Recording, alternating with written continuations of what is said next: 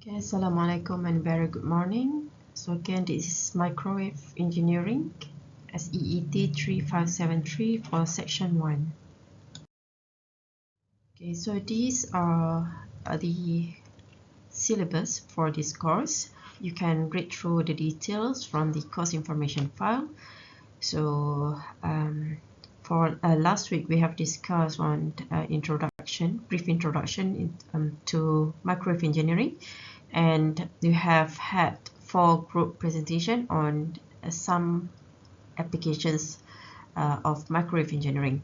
So this week I'll cover on the waveguide structures and some of the microwave parameters. So, and next week we are about to continue with transmission line theory and also impedance matching. So what is a waveguide? Okay, so last time I have mentioned that when we have a communication system, you have the transmitter, transmitting antenna, and we have a transmitter system which consists of the coupler, the filter, and etc. And the signal will be transmitted via a medium. Either it is a free space or a guided structure, and the guided structure is called a waveguide. So then the signal received by the receiver, okay, and received by the end recipient. Alright, so in the receiver there's also microwave circuit involved, again such as coupler, filter, and etc. So by definition, a waveguide is a structure that guides wave, okay, such as electromagnetic waves or sound, with minimal loss. Since it is a guided structure, so the signal will be traveling. For example, this is the structure. So we have the input, the signals. Okay, so the signal will be traveling into the structure. So this is a waveguide. So usually it travels inside the structure by a reflection between the walls inside the structure and then receive at the end. Okay, so then it produces quite efficient transmission with minimal loss of energy by restricting the transmission from one end to another end. Okay, so basically it is a hollow metallic tube, so it could be in a rectangular shape or a circular shaped structure, okay, depending on the overall structure of the system. Okay, so for transmitting electromagnetic waves by successive reflection, okay, as I've shown here, so there's reflection between the inner walls inside the structure. So from the transmitting point to the end point, so at the end the signal will be passes through to the end recipient or the receiver system. So what are the main characteristics of a waveguide? So it is basically a tube. Okay, this is a tube, whether it's in rectangular or in circular shape or in any other shapes, and it provides distributed inductance, while the empty space, so the empty space is hollow structure, so it's empty space between the tube walls provide distributed capacitance. Okay, and the structures are bulky, heavy, and expensive. Okay, however, it's very efficient if compared to other transmission medium, especially the free space. Right, and the advantages of waveguides: easy to manufacture, can handle very large power in kilowatts, power loss is very negligible or it's very minimal, and offer very low loss, low value of alpha attenuation, and the microwave energy when travels through waveguide experience lower losses, okay, or related to losses if compared to other medium, for example, coaxial cable or free space medium. Okay, so these are some examples of microwave structures that handles microwave frequency signals. So the following are the example of the waveguide. Example: rectangular, coaxial, circular, microstrip line, horn, and cavity. Right. Which structure or which waveguide suitable for which application you need to determine the application first and look at the allowable space or the consumed space where the system will be placed or will be applied. Therefore, you can decide which structure, which waveguide structure is the best for your system.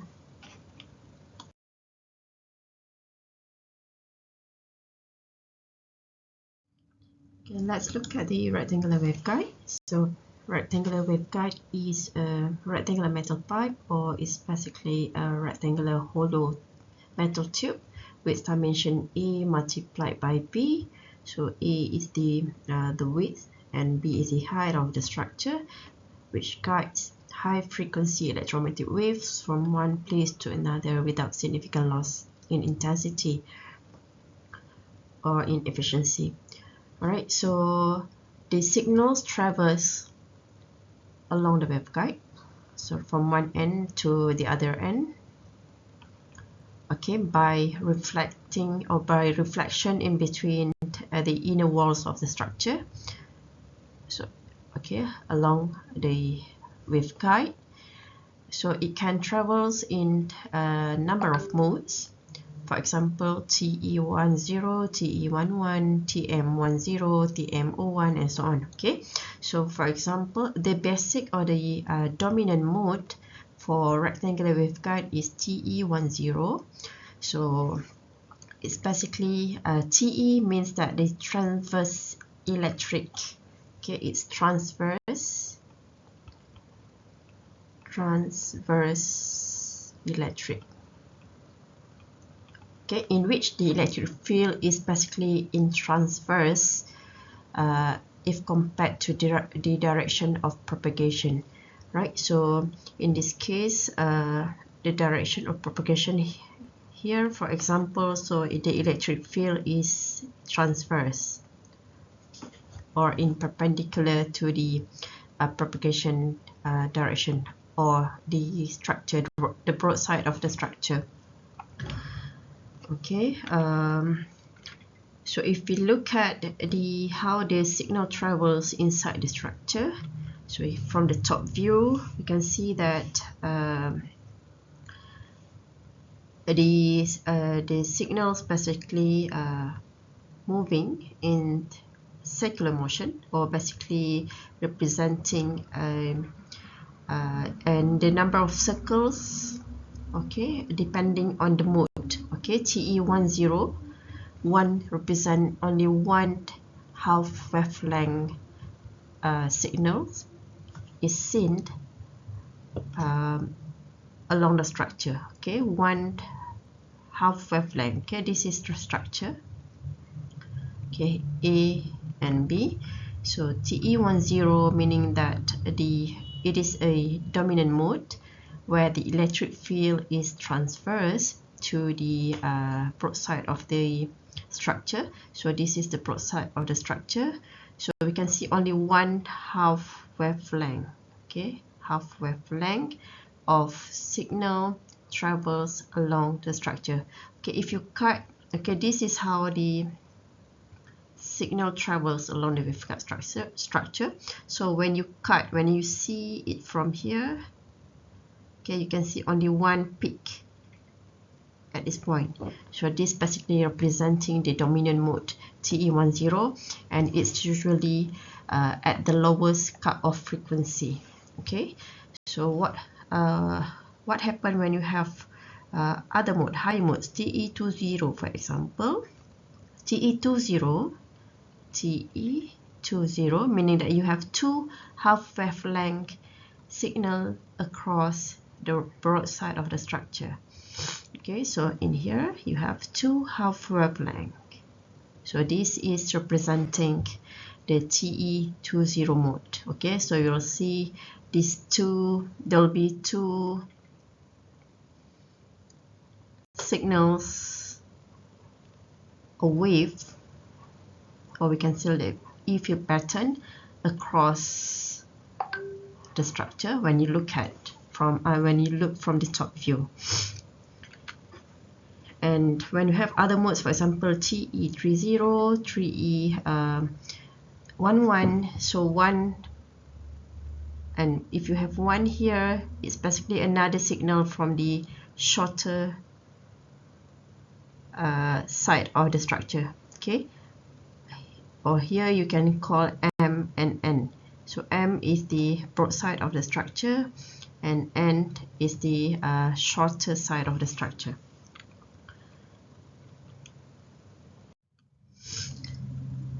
Okay, this is the equation of the cutoff frequency and the wavelength at the cutoff frequency for rectangular waveguide.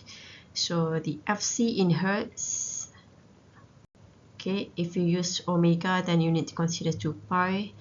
So it's basically 1/2 epsilon naught mu naught. So permittivity and permeability of the structure, of free space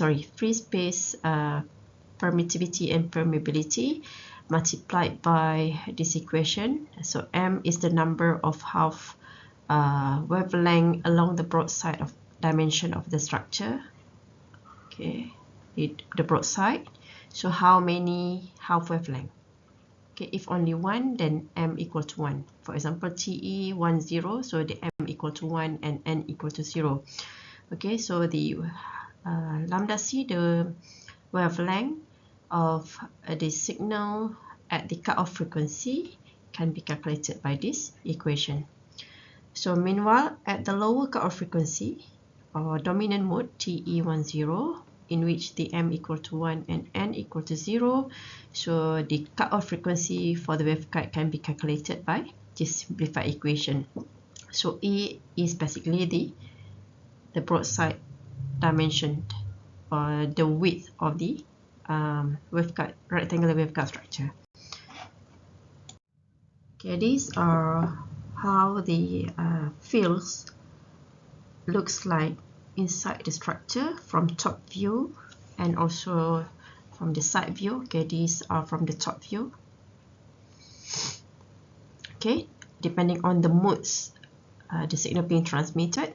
So in this case, we can see, if you look at this point, only one peak in the middle, so it is basically TE10, and here you can see two peaks, so it's TE20 and TE01.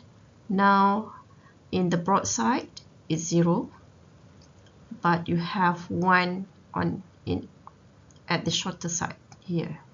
Okay, so TE01. Okay, so E field is when it's in TE mode, is when the electric field is perpendicular to the broadside, and for H field you measure the magnetic field across the structure, so it's perpendicular to the broadside of the structure, and on the other side is when you cut it or you view it from the front view, okay, or the side view. Okay, this is an example of a practical or commercially available waveguide structure, so in which it is R100, so it's dimension 22.9 multiplied by 10.2. So alright, so the A and B as given, and when the structure is measured, so it can cover the frequency of operation between 8.2 to 12.4 gigahertz.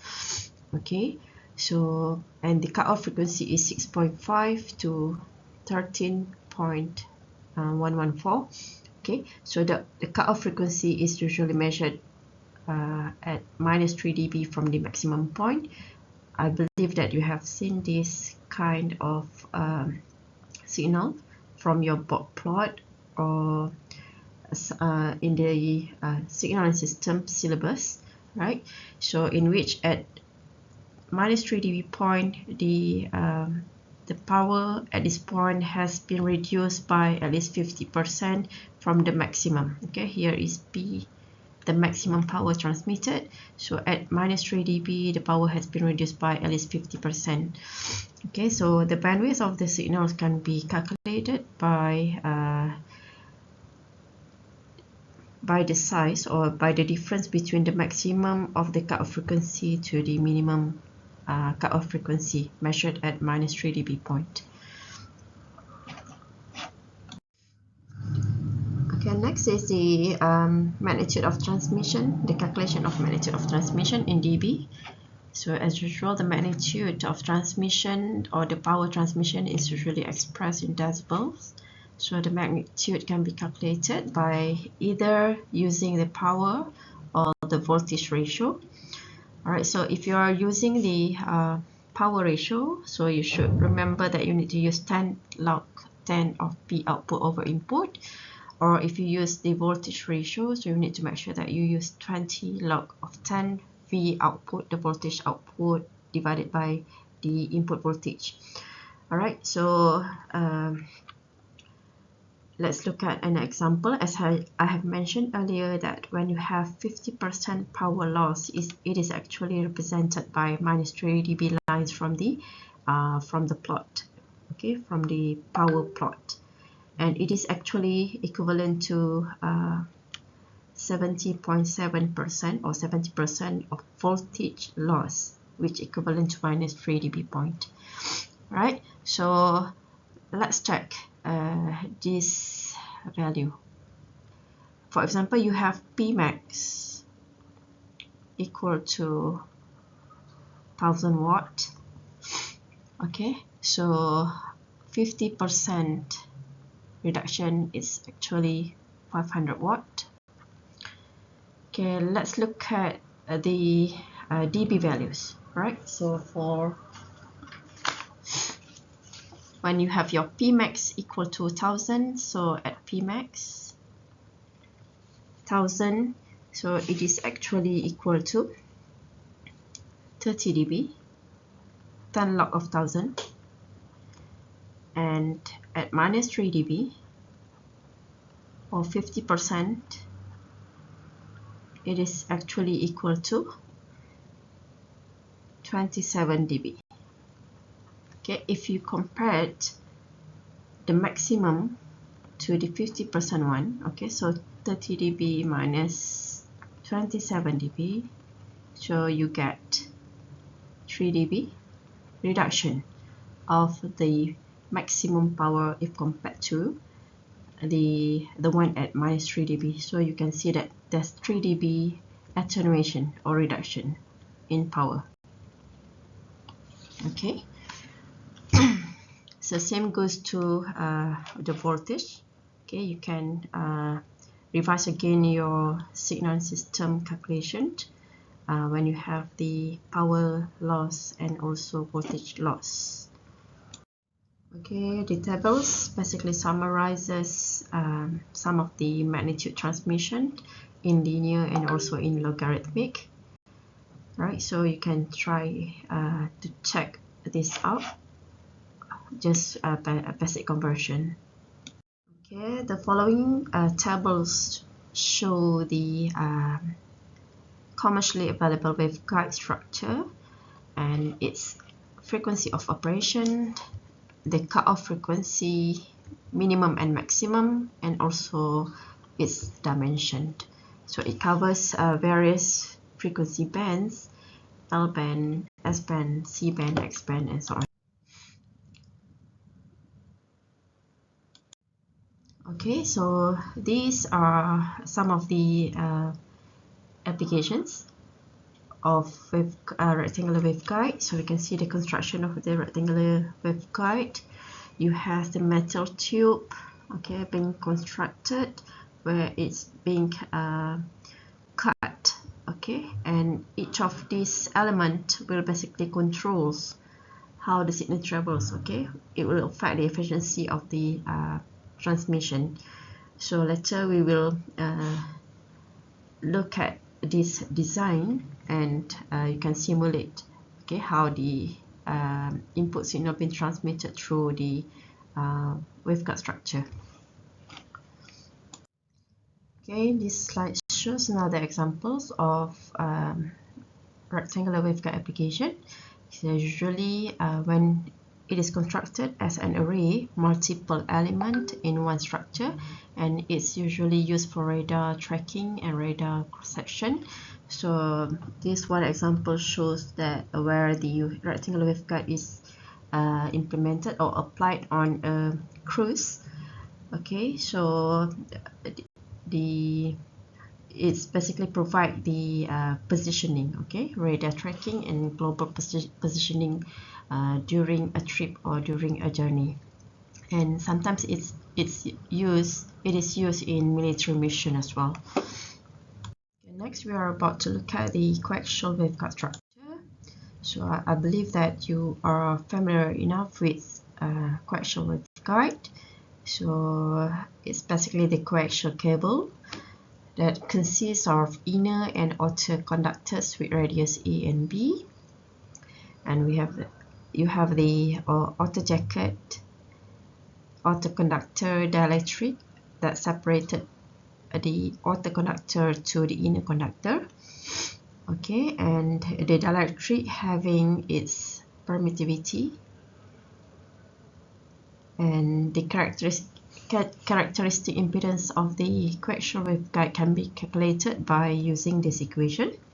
So B and A are the dimension of the inner and outer conductor. Okay, and the permittivity epsilon naught, the free space permittivity, and the dielectric permittivity, and also the free space permeability is as shown, okay, for if the dielectric material or the separator between the outer conductor and the inner conductor is air, so the impedance, the permittivity is equivalent to 1. So if you use Teflon or polyethylene foam, or the foam is having the permittivity of 2.06 and 1.25. So basically the epsilon C is depending on the dielectric materials you use inside the coaxial cable itself. Okay, and in general the medium between the conductors is filled with air or the low loss dielectric materials, okay, usually the Teflon. Okay, the figures show the commercially available coaxial waveguide or coaxial cable. Okay, and mostly the RF cable or coaxial waveguide use standard coaxial line with characteristic impedance of 50 ohm. So what's basically characteristic impedance? What is Z0? So Z0 is basically the ratio between the current, the ratio between the voltage to current for a wave that travels along the transmission line. Okay, so it's basically the resistance it will exhibit if it travels in infinite length. Okay, so the standard Z0 or the characteristic impedance is 50 ohm. Okay, usually when you design a cables or the RF structure or RF transmitter or receiver, so it's usually matched to 50 ohm. Alright, so and it depends on the dimension. For example, here is B over A, and for air, if you use the dielectric as air or Teflon, it will give different ratio of impedance. Okay, this table summarizes some of the commercially available coaxial line or coaxial cables or coaxial waveguide. so in which it has a specific dimension B and A, and the ratio and also the cutoff frequency of each structure. And for coaxial waveguide, its fundamental TM mode, its fundamental mode is TEM mode, and the second mode resonant is called TE11 mode. Okay, for rectangular waveguide, the fundamental mode is TE10, but for coaxial waveguides, it is TE11 mode. Okay, so TE11 mode can be propagated from the so-called cutoff frequency, and the cutoff frequency for coaxial waveguide is given by C over lambda C, the wavelength at the cutoff frequency, which depending on the B and A of your coaxial cables or coaxial waveguide. So C is basically the speed of light. Okay, this slide shows the cross-sectional visualization of the field distribution in fundamental TEM mode of coaxial waveguide and higher order or the second mode of TE11 mode, okay, for coaxial waveguide.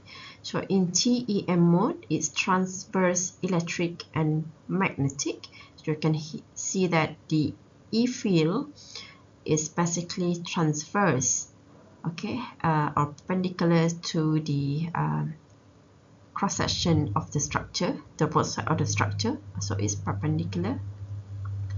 Okay, and the H field also is perpendicular to the E field.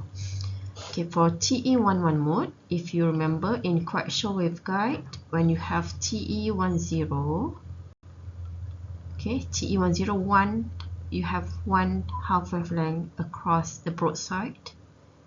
But when you have TE11, meaning that you have one half wavelength on the broadside and one on the shorter side. Okay, so one on the broadside here, and you have another one on the shorter side. Okay, so that's why when you look at the B, figure B, that's cross section. Okay, there's a crossing between the E and also the H field. This is the manufacturer's operating frequency for 50 ohm match air field coaxial line. So the dielectric here, or the separator between the conductor, inner and outer conductor, is the air. Okay. Next is the circular waveguide.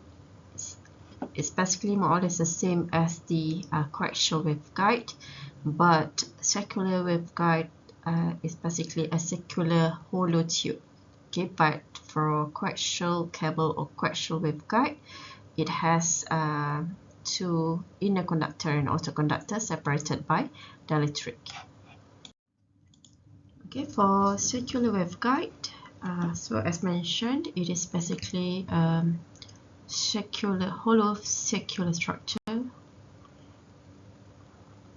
Its radius R, okay, or hollow metal tube.